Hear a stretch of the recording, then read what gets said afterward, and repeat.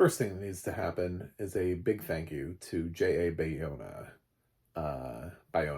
for allowing, prioritizing, not standing in the way of whatever happened here. However, we got audio description on this film. Thank you. Netflix has not been great about audio describing their foreign language titles. I would also like to say thank you, Netflix, for doing it because I want more of this. Um, as somebody who enjoys cinema, I actually enjoy being able to watch international content and being able to get viewpoints other than just American ones. So, and I guess British, and occasionally an Australian project. But for the most part, yeah, I'm missing out on all of these other cultural experiences and everything. And I was so grateful that Society of the Snow had audio description done by Descriptive Video Works. So that has to be the first shout out before I even start my review. Just the existence of narration on an international title. We are moving a step forward. Is it good? Um, you know what? I gotta say that the way that Society of the Snow is structured, hell yes, it's good. Hell yes. For those who don't know what Society of the Snow is, it's Netflix's um, Oscar entry this year from Spain. J.A. Bayona is using this one from Spain. It's the story of the it's alive. It's just cut to the chase. Did you see Alive? It's alive, but Bayona, I've seen him in interviews, actually with one of the survivors of the crash, and I think he had more feedback. He adopted it from a book called Society of the Snow, and I think he had more direct input. And I was looking at the year that this crash happened and when we are now, and I'm realizing that the people who survived are in their 70s, and it felt like the right time. Like if you're going to do it with input from people who were there and with their blessing or whatever for such a complicated story, you don't want to wait too much longer because then those people won't be able to really come in and advise you and make sure that you're paying the right kind of tribute that you want to be paying. I would advise everybody else to just not Google it from that point. Obviously, somebody survived because how would you know the story otherwise? I didn't feel like that was a spoiler. But as to how many people and who, um, I would say don't look this film up in advance and don't revisit Alive right before either. Just let Society of the Snow happen.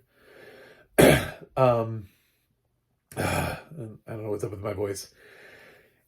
If you don't know the story of Alive, there's one thing that I will point out because I feel like it's necessary to point out because some people may be turned away from it. Um, this film does deal with the need to find food where there is no food. That's a nice way of putting that, and I'll let you figure out what that means. Um, so it's a plane crash. People have survived. Some people did not survive the plane crash. The plane crash sequence was really well done. It's actually not that long, and everybody's talking about it, which means it's a lot for for like the time that it is. Means it must look phenomenal because it really. This is not like an extended plane, like a 15-minute plane crash sequence. It happens a lot quicker, but it's the one thing I've been hearing everybody talk about was like, oh my god, the plane crash was so realistic. It's like, yeah, and it happened so quickly too. And while I was listening to it, I felt like it was really good. But even from sighted people I've heard, it's just fantastic. And it must be because this is actually shortlisted for visual effects. I don't know that it'll get it because I don't know what the other visual effects are that are in this film, but damn. But this group of athletes are on this plane, and the plane obviously they're flying over down in South America, and they hit the mountain, and they're kind of stuck there. And search operations don't go well, and it's the fight to survive, fight for survival, and you get introduced to these people, and what Bayona does is amazing with these various actors.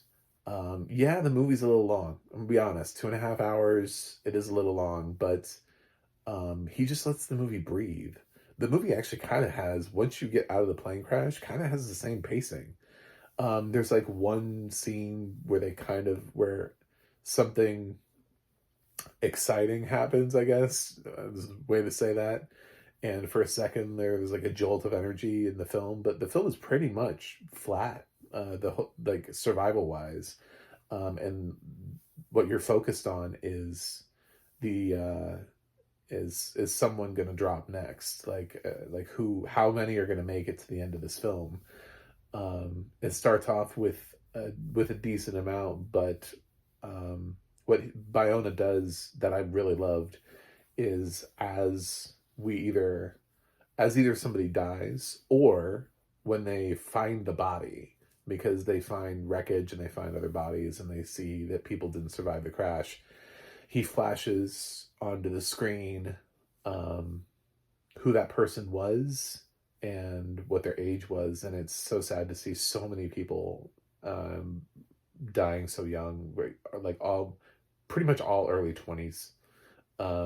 This whole cast is like all like early 20s, that they're all the people who died. So yeah, and they're a lot of them are athletes. These are people who are strong at the top of their game, and they're being tested.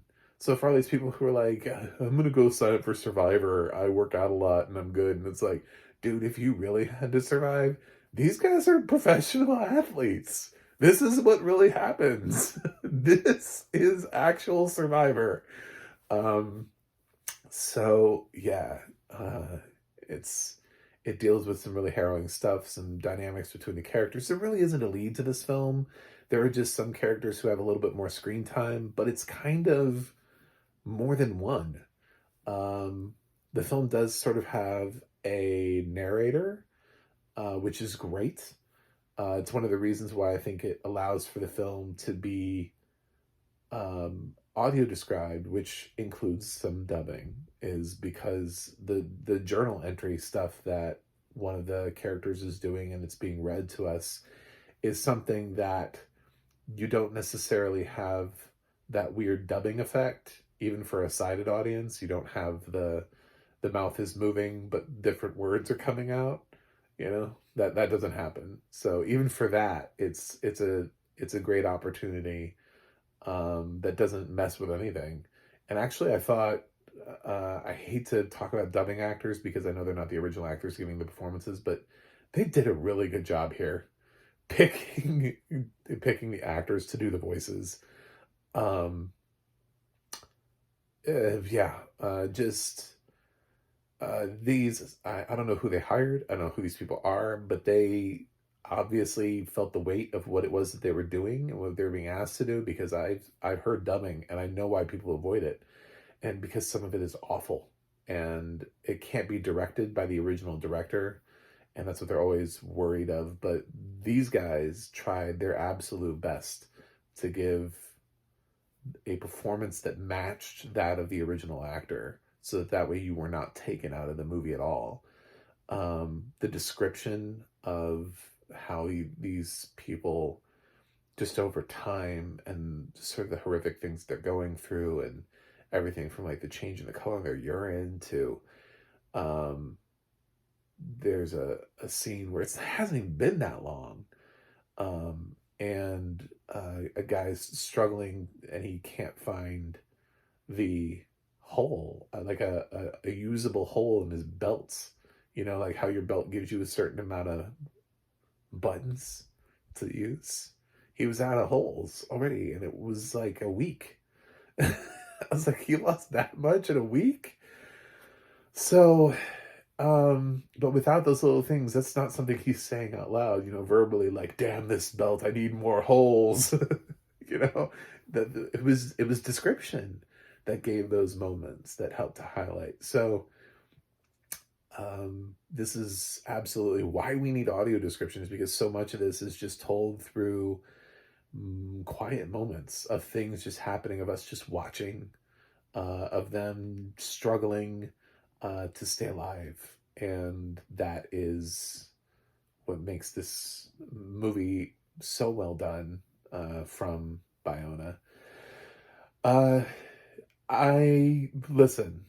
I am a huge fan of Michael Giacchino. His score on here is fine. It didn't blow me away. I know I when I saw the possibility of him, he was on the short list. It's so weird that this made the short list and not the Batman from last year, which I ended up picking as my favorite score of 2022. This score's fine, but it's a lot of sound design too. I wouldn't be surprised if this was sound. You got a lot of snow and wind blowing, and the creaking of the interior of the cabin, a lot of realistic sounds that he doesn't want to blare over. It's a very nuanced score. It's one that you wouldn't necessarily pay attention to. I paid attention to it because going into it, I knew who did it, and I love Michael Giacchino. So I was listening for the score, and he's made some amazing scores before. He's fantastic, but if he gets nominated for this, I just think it's a makeup for him not being nominated the previous year when he absolutely should have been for the Batman. I'd have taken any of them out, any of them for the Batman, because it was my pick for the favorite ones. So of course, my favorite pick would have trumped anything else in that category. So anyway, food for thought. But yeah, um, I I think it's a very strong film. I think it goes a little bit long at the end. I think there's a point at the end of the film, and uh, I get kind of what he was doing, and maybe if I had like one criticism, it would be wrapping it up maybe like 3 minutes before he actually does. But that's so little. That's such a little thing.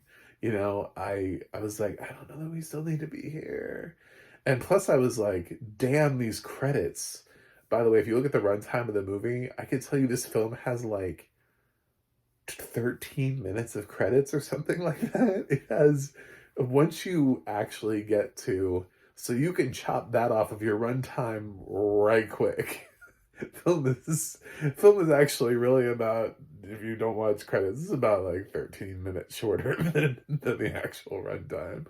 Um, it's got some serious credits on it, because it shows, for the sighted audiences, it shows a lot of photographs of the original people, like the real people who were in the thing. So that's good for them. For us, describing like, how would you, I don't understand, like, descriptively, you say what they are, and you can say what the photo is, but you don't get that impact. That actually really truly is a sided thing. It's noticing the difference between the actor that was on screen versus what the real person looked like is supposed to be like a wow, look at that.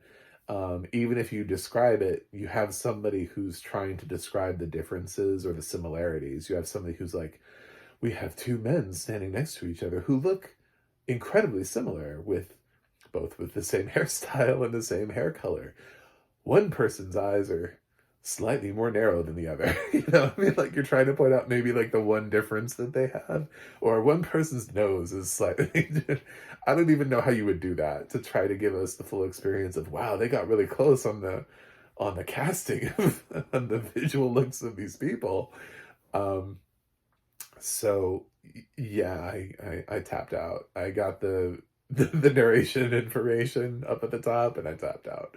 So I didn't need the photographs all described to me, because I got why they were there. I got what he was doing. I picked up what Bayona was putting down. But anyway,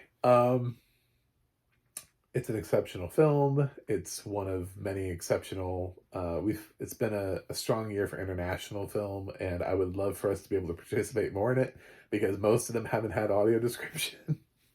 Zone of Interest currently does not have any known audio description unless they put some on. I'm optimistic that because I believe that film is part of the package that's going to Max, that Max will put audio description on it. But yes, please, please, please, please, more audio description for international content. Anyway, um, with that, I a tremendously moving story, and I'm very grateful that this has audio description, and the audio description was actually good because I have seen international content this year with audio description that was not, and it was from Netflix, and it was on Killer Book Club. So I don't know why Killer Book Club gets audio description and not Alfonso Cuarón's Roma, but you know that's the world we live in. I guess I got my international content this year with Killer Book Club. That's my culture. Thank you. Thank you, Netflix, for Killer Book Club. I forgot about that. But I'm gonna give Society of the Snow an A. Yeah. I don't think it's going to get a Best Picture nomination this late in the game, especially considering people have been talking about Anatomy of the Fall and Zone of Interest the whole time. I just don't think that this can steal. I don't think this can sweep in. It's a really late entry. Maybe. Maybe it will. I don't know. But I'm not feeling it. But Bayona did a great job here. So thanks for watching. Thanks for subscribing.